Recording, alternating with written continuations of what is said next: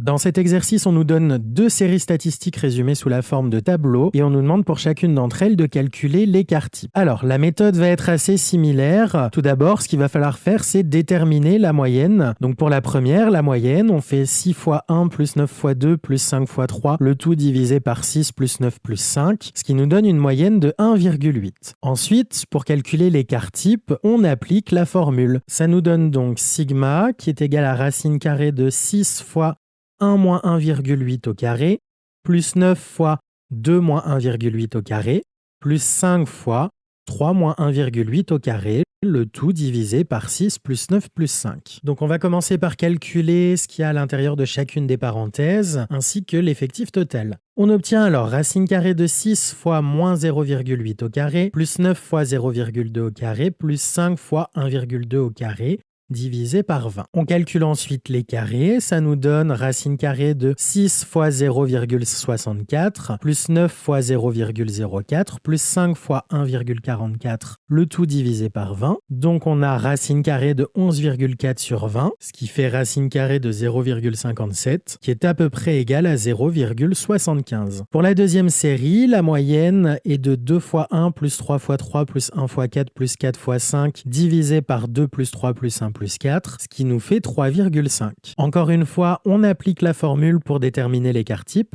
Donc sigma est égal à racine carrée de 2 fois 1 moins 3,5 au carré, plus 3 fois 3 moins 3,5 au carré, plus une fois 4 moins 3,5 au carré, plus 4 fois 5 moins 3,5 au carré, et on divise le tout par 2 plus 3 plus 1 plus 4. Donc comme précédemment, on va commencer par calculer l'intérieur des parenthèses et l'effectif total. On obtient alors racine carrée de 2 fois moins 2,5 au carré, plus 3 fois moins 0,5 au carré, plus une fois 0,5 au carré, plus 4 fois 1,5 au carré, le tout divisé par 10.